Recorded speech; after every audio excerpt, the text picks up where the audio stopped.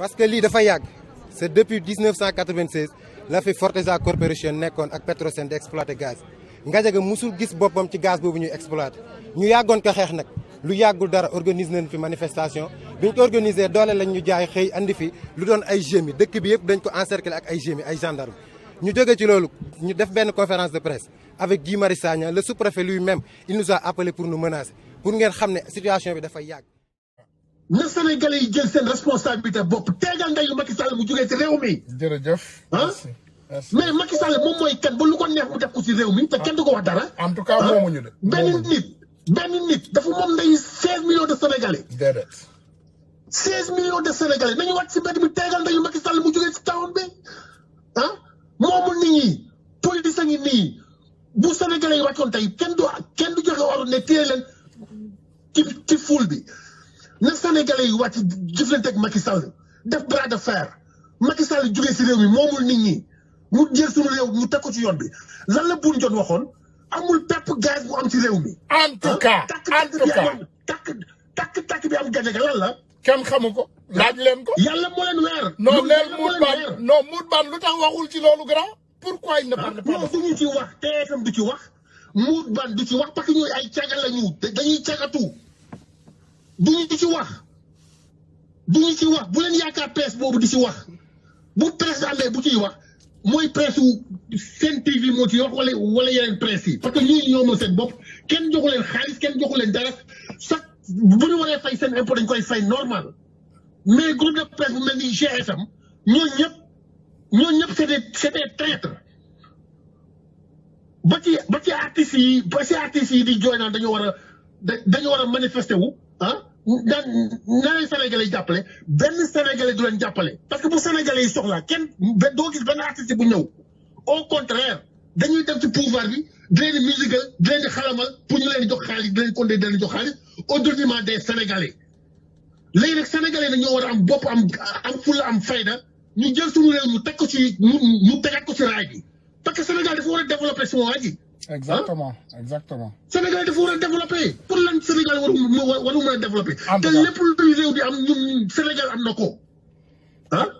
lan lañ amul lan la Sénégal amul ba taw war ñoo mën a développer. merci beaucoup ku ñëw sàcc la nga fiy nekkee Mansour Faye gi nii ba léegi ñu koy laaj suñu 1000 milliards nee na mukk du dem. non léegi day tuddee na tali Macky Sall.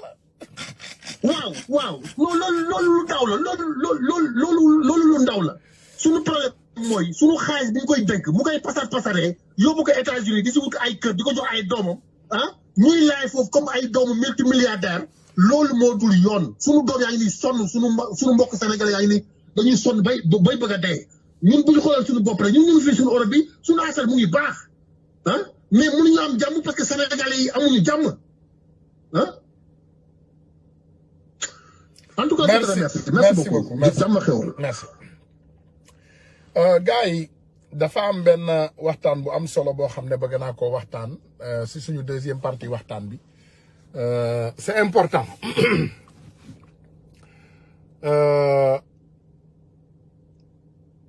ku xam Amérique yéen ñi fi nekk xam ngeen li may wax suñu élection yi passé na temps yi passé Donald Trump mi ngi tëb di dal di rey boppam ndeysaan nguur dafa neex mais attention suñu institution yi dañu dëgër donc tëb na di dal jéem naa falsifier jéem naa changer lu ne dugg na ci pour annuler élection yi il n'a pas eu la chance léegi armée bi rek a ko dese mu commencé léegi mi ngi wax ak Pentagone mi ngi wax ak parce que sénateurs yi aussi génn nañu la majorité sénateurs yi majorité sénateurs yi ay républicains lañu te ki nga xam ne moom mooy seen chef génn na ba d'accord na ne vraiment Biden moo gagné élection présidentielle mooy maanaam ay alliés président Donald Trump yëpp nee nañu Sonko moo gagné Biden moo gagné présidence xam nga lan moo xew bi loolu amee Trump mi ngi dëgëral mi ngi jéem a xool nu mu influencer armée bi influencer yeneen entité yi xam nga général bi nga xam ne moom moo nekk en charge de toute l'armée américaine il est sorti sur CNN def benn conférence de presse mu ne ñun dañu jël hôte maanaam hôte fàttali leen ma ci français mooy hôte we swear maanaam tey en français mooy waat bi nga xam ne moom la militaire yi di def prêter serment mu ne ñun dañu prêter serment ci constitution Amérique prêter wuñu serment ci buur prêter wuñu serment ci président prêter wuñu serment ci doomu aadama nous on a prêté serment ci constitution Amérique te serment boobu rek la ñuy protéger donc tey nga nekk benn policier Sénégal nga nekk benn gendarme Sénégal nga nekk benn militaire Sénégal tu prêtes serment et quand tu prêtes serment c'est de protéger la constitution du Sénégal parce que constitution bi protection doomu aadama yaa ngi ci protection entité yaa ngi ci protection lépp mi ngi ci biir constitution bi donc quand tu prêtes serment tu es une personne sermentée donc yow sa diggante ak sa serment mooy lan mooy nga respecter li nga xam ne moom mooy constitution au Sénégal li tax ma leen koy wax c'est pour ngeen xam ne on a xam nga nguur day dofloo ñu ngi yor Macky Sall nous a parlé des bilans qu'il allait faire indil nañu programme am maanaam président buy falu ci àdduna bi da ngay indi bilan comme ni ko Sonko defee ci solution maanaam da ngay indi sa bilan nga dem man de buñ ma joxee réew mi nii laay def nii ak nii ak nii ak lii ak lii ak lii laay defar te à la fin de chaque mandat da nga war a wone biñ la joxee réew mi li nga xam ne moom nga def assermenté voilà une personne assermentée voilà ku prêter serment une personne assermentée ngeen jéggal français bi nag parce que we more so on the English side comme li ma leen wax 30 years is a long time sometimes I get lost sant leen yàlla sax ba ma desee ay français ak ay wolof pour lakk leen ko wolof fii moom remercier leen madame Tunkara ndax jigéenu sénégalaise la am comme jabar mais man français daraam intéressé wu ma so therefore I literally lose my French if it was up to me président Sénégal buy ñëw day abolir français génne ko ci dëkk bi ci li mu gën a gaaw changer mbir yi parce que c'est important sama kilifa gi ne quitte pas boo ma mayee 1 minute ne quitte pas ma yeggali li may wax après nga jël ah. Inch'Allah. Voilà. Donc, si une personne est assermentée à protéger quelque chose, dignité humaine, moom mooy tax nga protéger loolu. Mais tu n'es pas assermenté pour nga ñëw li nga xam ne moom lañ la waatloo respecté wuloo ci gëmuloo ci dara. mooy nit ku amul éthique nit ku amul benn maanaam naane moral c'est important doomu aadama yi ñu yeewu parce que Macky Sall comme ni ma leen ko waxee président buy ñëw day indaale bilan Macky Sall nous a amené un bilan qu'il allait faire su ma ñëwee dinaa leen defaral lii dinaa defar lii plan Sénégal émergent la seule chose qui a émergé aujourd'hui au Sénégal c'est quoi est-ce que man ngeen ñu wax benn affaire boo xam ne moo émergé Sénégal bu dul ay dóol ak i sàcc Macky Sall nous a créé des milliers de voleurs projet bu ñu indi dañ koy surfacturer xam nga Macky Sall tey tiital na ma tiitaange boo xam ne saa bu indee projet rek da ngay laa ilaha illallah muhammad rasulullah subhanallah projet bi ñaata lay coûter parce que Macky Sall bu la indilee projet da lay indil projet wu jënd mbaam par exemple jënd ay mbaam imagine leen ce bandit ministre là jëndi ay mbaam il dépense 13 millions yan façon mbaam ngay jënd xanaa tu achètes des ânes en or 13 millions ci ay mbaam jarul plus de 50 000 au maximum ci yenn côté yu sonn yi sax Sénégal tu peux l'acheter à 30 000 mbaam mais du n'importe quoi Macky Sall plan Sénégal émergent dem leen ngeen xool le mensonge, le vol. Léegi temps yi xam nga lu ñu xewal dañuy créer ay mouvement citoyen partout ci biir dëkk bi ñu ne dañuy dem wax doomu aadama yi ñu gestu ñu xool li Macky def ci réew mi mais ça c'est catastrophique boo demee ba war a ne doomu aadama xoolal li ma defoo borom kër war naa toog ba na jabaram kaay ñu compter ñaata dépense laa joxe ci kër gi ak ñaata xale ñoo lekk ak ñaata mag ñoo fi reere ak ñaata añ nga fi toog mais y a problème ça y a problème parce que loolu war nañ koo mën a gis y a problème chez nous voilà donc grand maa ngi jéggalu merci pour ta patience donc je serai aussi patient avec toi ñu may la benn juróomi minute nga développer asalaamaaleykum. Matula sëñ Ousmane ñu ngi lay nuyu. ñu ngi lay fay waa panel bi yëpp. ñu ngi leen di fay Khalifa Babacar. Khalifa Babacar ziar nañ la bu baax a baax. ñu ngi lay delloo ziar di rafetlu taxawaay bi mu nekk taxawaay bu am solo macha allah. di wax ne ki nga xamante ne Macky Sall li ko posé problème jamono ji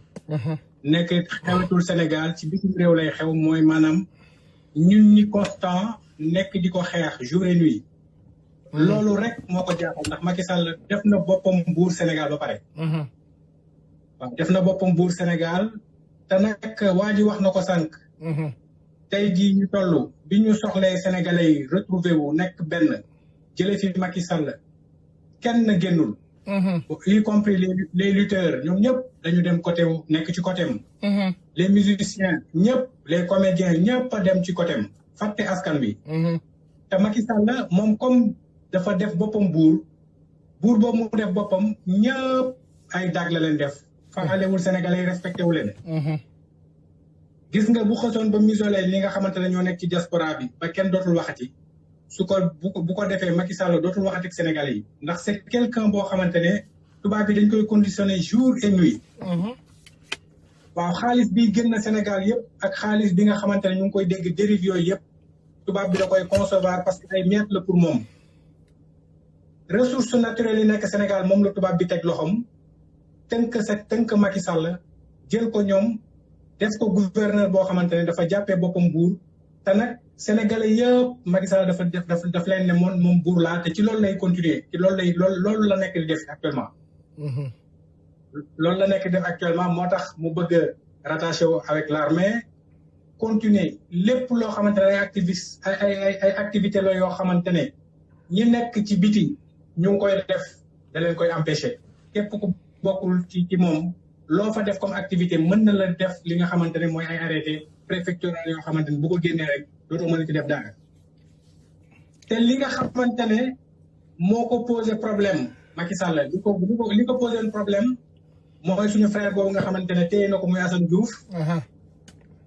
ndax bëggul woon Assane Diouf tudd dofu Marème Faye Sall bi. voilà loolu moo tax mu muselé ko téye ko mën na dem ba rey ko sax. pour bañ li nga xamante ne mooy Assane Diouf tudd ndox bi Marème Faye Sall dof. voilà donc loolu bu ko sénégalais bàyyi xel xam ne loolu rek moo tax mu téye ko encore parce que Assane Diouf kenn mënu ko tere wax.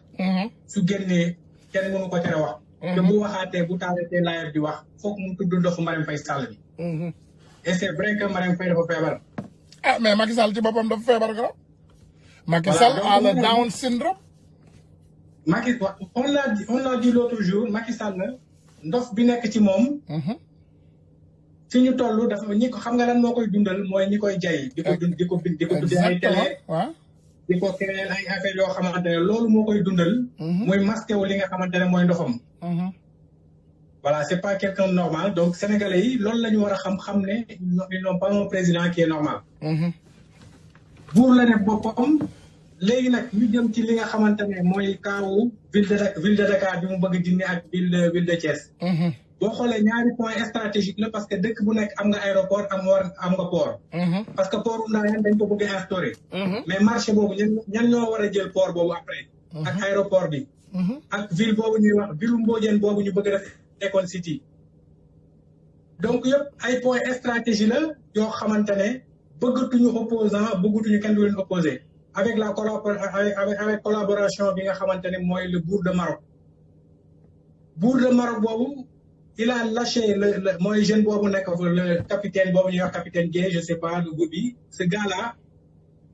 y a y compris la France et le Maroc derrière lui. Capitaine Dieye moom c'est un moom bu nekkoon Amérique c'est un déserteur xam nga capitaine Dieye moom dañ ko yóbbu pour mu servir benn armée mu déserté doomu sénégalais yëpp ndeysaan ñuy jooy di ko faral di ko dimbali et cet imbécile il est devenu ce qu'il était comme ni mu trahiré armée bi noonu la trahiré peuple sénégalais bi je pense que s'attarder à cet imbécile est-ce que ça vaut mieux ça vaut la peine waaye continuer. non mais c'est encore gis nga capitaine Dieye pèse beaucoup parce que bu ñu ko sous-estimer c'est quelqu'un boo xamante ne lu ñu bëgg a xam par le futur moom moo ñu koy génneel. Macky Sall ay dilam yi mu waroon def il l'a révélé l'autre jour en disant que Idriss Seck bu Macky Sall jëlee moom mooy ñëw. mais loolu il se trompe dans ce sens-là parce que Macky Sall ne va pas lâcher pour jox Idriss Seck parce que Idriss Seck dañu koy xont comme xaru tabaski mais bayu ndëpp lay mujjee. ñoom ñaar dinañu reyante bàyyi leen rek nañ dem. voilà donc voilà noonu lay demee nag bayu ndëpp lay mujjee Macky Sall da koy xont comme xaru tabaski mu yaakaar dañ koy tabaskee ñu yóbbu ko ci ndëpp yi. donc noonu la demee. léegi pour bañ a guddal di delluwaat ci Moutbane gars yi wax nañ ko répété ko c'est quelqu'un boo xamante ne wax dëgg yàlla man bon Maty je l'aime bien c'est une patriote mais warul may audience ki nga xamante ne mooy Moutbane parce que foofu la jaaree woon doon ñu mirowaatee ba ñëpp foo ne patriote la mu génnee fa ay contrat yoo xamante dañuy wax biñu demee ba ci mujjantal ga dafa demaat delluwaat ci Macky Sall exactement voilà Maty waru ko may audience boobu donc c'est des choses yoo xamante ne punitiviste la mais dafa war a tëj buntu yooyu verrouiller buntu yooyu waru leen may audience boobu quoi parce que foofu la ñuy jaar di nax sénégalais merci beaucoup di créer li nga xamante ne voilà donc loolu rek laa ci bëggoon apporter quoi. merci beaucoup grand di jaajëfal gars yi di la delloo ziar jërëjëf gars yi ñu ngi remercier suñu frère maa ngi leen di remercier bu baax a baax parce que liggéey bi ñuy def dafa jafe mais dinaa leen jox benn assurance incha allah dañuy xaar ba yàlla def ñu inaugurer suñu président bu bees ba situation dëkk bi apaisé wu ba ñu contrôler corona bi ak vaccin yi dinaa assiéger buntu Nations Unies bu ci yàlla àndee je vous promets xam ngeen ma man xarañ naa ci li may def dinaa jël message yi dinaa ko transformer en ay banderole transformer ko ay pancarte dem buntu Nations Unies New York fi nga xam ne foofu la Macky Sall yaakaar ma assiégé fa chaque jour dinaa leen may benn 3 heures de temps buntu Nations Unies heure bi gars yi di dugg ak génn ñu gis ma lancer leen message li xew Sénégal comme ça ñu xam ko ñoom dinañ ko contacter ñun ñu ngi leen di contacter ba pare mais dama leen di humilier devant le monde je vais assiéger là-bas dinaa fa toog sol yére yi fësal loolu jël bagage yi koy fësal pour adduna bi xam li xew Sénégal duñu leen abandonner ne vous en faites pas Macky il prépare son banditisme mais nous aussi on va préparer notre guerre contre lui incha allahu rabbi dinañu fësal ba adduna bi xam li xew Sénégal bu soobee yàlla loolu man promettre naa leen ko mëna luñ ñu dara nag lu dul yàlla neen la dara mëna luñ ñu ko ne vous en faites pas je serai là-bas et Inch'Allah Rabbi, chaque jour que Dieu fait, ils vont nous entendre et les cadres et les personnalités et les patrons qui rentrent et sortent de la Nations Unies, qui ont affaire avec le Sénégal, dinañu xamné ki ñu yor Sénégal traître la, sàcc la, te frère bi sàcc la, toutes ces manipulations, on les mettra dehors. No Houston Macky dëkku fa ñëwagul Houston kër la fa am ñu ngi koy xaar dina ñëw incha allahu rabbi Macky bu ñëwoon Houston ci la ma fay fekk mais Houston kër la fa am dëkku fa il n'est pas encore là-bas on va siéger devant la Nations Unies foofu la wóol leader yi yëpp di ñëw patron adduna bi yëpp ñëpp ñoo xam ne dañu war a xam dara ci Afrique xam dara ci adduna bi Nations Unies la ñuy jaar incha allahu rabbi te bu soobee yàlla adduna bi dinañu xam kiñ ko amal kiñ ko seqal jaam la c'est un traître Macky Sall est un traître et un traître restera toujours un traître jaam rek lay mën a doon on a fait nos erreurs def nañu suñu ay erreurs donc lépp lu ñu man léegi mooy rectifier waat erreur yooyu nga xam ne moom la ñu def incha allahu rabbi Parce que les fils dignes du Sénégal, il faut savoir que nous sommes face à un combat et j'ai confiance en vous. Man gëm naa doomu sénégalais. Gëm naa doomu sénégalais yi. Gëm naa doomu sénégalais yi. Gëm naa leen bu baax. Ma wax leen loolu. Comme ni ma leen ko waxee. Ousmane Sonko moom. Sunu sànni tàccu la. Sunu flambeau la. Sunu bëgg suñu xol la. Donc kooku moom da ngeen koy bàyyi rek. Voilà.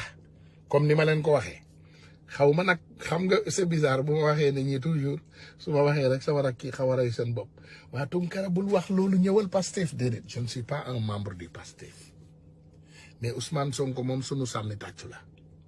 Ousmane Sonko di ngeen ko bàyyi tranquille c'est ça le problème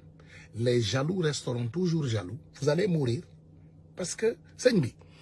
c'est pas quelqu'un qui est venu qui dit que jox leen ma Sénégal sama papa dafa doon jaay gerte sama papa dafa doon lii wala kii buñ ma doon jox maanaam Ablaye Wade daf ma dàq xool leen Ablaye Wade li ma def daf ma néewal doole wala tu as vu mu jël doomam teg ko sama kaw c'est pas quelqu'un comme ça il vient il nous dit une chose te mu saf ma lool te bi ma ko déggee ba léegi bàyyiwuma mu ne bu fekkee sat ci naa lu tolloog tarfatal ay ni ci alalu Sénégal tarfatal ay ni toq bu fekkee sàcc naa ko ci alalu Sénégal nañ ma jàpp loolu la wax voilà donc les amis merci pour ça troisième partie Assane Diouf un fils digne du Sénégal qui habitait ici aux États-Unis duñ ko tàyyee wax et sa vie a été détruite par un méchant, un mécontent, un lâche dénommé Macky Sall. Il a emprisonné ce jeune parce que Assane Diouf dafay wax dëgg te dëggu Assane Diouf bi arrangé wu ko te neexu ko Assane Diouf ngeen baal ma gox moo ko seedeel déglu leen fii c'est important. Injustice flagrante boo xam ni la justice moo ci nekk un bras armé du président Macky Sall. Notre frère Assane Diouf. mais même le président la ci Assane Diouf wala. bi ngay ñëw fii ci mairie ci buntu kër Assane Diouf nga jaar doomu ji da Thiaroye Kao nekk le président de l'association des parents d'élèves de l'école 12 boo gisee place publique bi nekk en face école 12 Assane Diouf moo koy tabax de ses propres moyens di yendu ci école bi di guider xale yi di jéggi télé bi et cetera di protéger xale yi il service si corps et âme ci doomu Lansar yi doomu Aynoumane yi dëkk côté école 12. alors c'est vrai ma d'accord ak Assane Diouf ci saaga parce que beaucoup ci suñu valeur beaucoup ci suñu éthique culturelle stylam la mais stylam boobu il faut dire que on peut pas avoir une justice boo xam ne maa ngi koy wax léegi boo àndee ak président Macky Sall boo jëlee Yakhya Mbaye boo jëlee Cissé Lo boo jëlee mais seen saaga seen làmmiñ ñu na mu ñaawee Assane waxut le 10e de saaga yi di saaga. mais nag président noo ko saaga institution nga saaga. alors on a pire le peuple est une institution au-dessus du président de la République ay militants APR yoo xam ne dañoo saaga tous les wolof saaga bu ñaaw dañ leen a may visa ñu génn réew mi kenn tëju leen kaso. pourquoi ñii am droit saaga dara du leen ci fekk. kii bu saaga parce que président la saaga ñu war koo tëj kaso. deuxième reproche bi may def justice mais saaga ça relève du flagrant délit lu tax ba mu saaga ñu dajji buntam 6 heures du matin toj ay photo yam jaxase kër gi gaañ ko. jugé ñu ko le lendemain en flagrant délit non comme dañ ko bëgg punir dañ koy xoqantal dañ koy ñoñontal dañ koy yar comme ils disent. 6 mois ci kaso bi. 6 mois ci kaso bi dépassé na 6 mois fi ñu toll. tànk bi di metti ba. tànk bi metti il n'a pas le droit de se soigner. grève de la faim. mu def grève de la faim yoon ñoom bu dee moo leen gënal. xam nga il faut que dans ce pays on apprenne à respecter les droits des citoyens. Assane Diouf est un citoyen. Assane Diouf a droit au respect donc d'une justice équitable, mais pas d'une vengeance de la part du pouvoir et du président Macky Sall, parce qu'il a directement insulté le président Macky Sall. Rafetluwuma saaga yi mais li ma ñaawlu surtout mooy ñooñantal bi xoñantal bi li ñuy xam dañ koy def contre un citoyen et contre un citoyen de la commune de Djiddah Thiaroye Kao. moo tax je voudrais vraiment appeler le président Macky Sall mu delloo si xelam libérer Assane Diouf, surtout que Assane Diouf présente toutes les garanties de représentation. tey bërki dem gis nañ doomu Baba Diaw i toog bañ amee luñ koy tuumaal dañ koo def dañ ko ci affaire centre de redressement yi dañ koo def nu mu tudd mise en examen. pourquoi doo ko mettre en examen ñëpp xam nañ këram fu mu nekk fi passeport am dañ ko retiré. Assane Diouf n'a pas de passeport mënta daw demul fenn. nañ ko mettre en examen bu heure boo xam ne justice soxla na ko buñ ko wooyee mu ñëw bu dee tooj na la nga xam ne vraiment yoon war nag ñu def ko ci mais nag tëj ko juróom-benn weer ba tey mi ngi dugg ci juróom-ñaari weeram pour di ko xonqantal ñooñental. nous dénonçons vivement donc cette instrumentalisation de la justice pour servir de bras armé parce que Assane Diouf dafa saaga président la bi et nous demandons, nous exigeons vraiment que ñu mën ko libérer dans les meilleurs délais. Et ça aussi je voudrais appeler tous les activistes, tous les militants des droits de l'homme ñu xam ni bu ñu xool ci Assane Diouf saaga bi muy saaga mais nañ xool ci dignité humaine am bi nga xam ni ñu ngi koy nappaaje di ko écraser. ñu réclamer tous debout comme un seul homme la libération de notre frère Assane Diouf. Voilà donc loolu ñun ñoo ko déggandoo. xam nga bu doon man maay wax maa ko seede dañuy ne ah ñoom ñoo dëkkoon ñoom benn nit ñi lañu dañuy fen rek dañ koy waxal lu leen neex kii dëkkandoowu Assane Diouf la te meeru goxam bi mu dëkk moo koy seedal lii c'est quelqu'un qui fait tout pour sa communauté li Macky Sall capable par contre parce que Sénégal il y a 6000 abris provisoires Assane Diouf ñëw jël école 12 adopté ko def ko doomam defaraat école bi peinturaat école bi dem aussi ci cross the street école bi di defar lijjanti lépp loo xam ne dafa baax ci école boobu mu koy def ndeysaan ba ñu fal ko président parent d'élève ndax lu rafet loo xam ne moom lay def ci école bi Assane Diouf suba dafa war a taxaw ci kanamu juge parce que dañu ñaanoon pour liberté provisoire procureur dafa puusoon mbir mi ba 14 janvier Assane Diouf suba la war a taxaw sénégalais yi dañu war a exiger ñu entendre Assane Diouf suba dañ ko war a exiger ñu bàyyi doomu jàmbur boobu mu ñibbi këram Assane Diouf n'est pas un criminel. Tu veux l'appeler insulteur? Appelle-nous tous insulteurs ndax yéen li leen arrangé wul sax insulteur ngeen ko tuddee. xam nga démb damay wax ak benn nit bu ma xam salaamaaleykum maaleykum salaam mu may présenté benn nit Sénégal ci téléphone mu ne noo waa ji saaga Macky Sall la ça c'est du mensonge waa ji wax Macky Sall dëgg la ñun saaga wuñu Macky Sall nit bu fenee da nga koy ne da ngay duul nit bu waxee lu dul dëgg da nga koy ne waxuloo dëgg nit bu sàccee da nga koy ne dafa sàcc nit bu liggéeyul da nga koy ne liggéeyuloo nit bu defee nag jikko doome yaram da nga koy ne doome yaram mais dëgg la Macky Sall n'a pas travaillé au Sénégal mais yéen koo leen di nax bàyyi leen nax seen bopp ay sénégalais bàyyi leen fooyee seen xel sénégalais arrêtez de travailler arrêtez de s'amuser avec vos cerveaux bàyyi leen fooyee seen xel mais imaginez dans un Sénégal on a Moustapha Cissé Lo on a Yakham Mbaye on a Farba Ngom on nous dit que Assane Diouf est un insulteur mais arrêtez nañu arrêté man nañu bàyyi doomu jàmbur bii mu ñibbi këram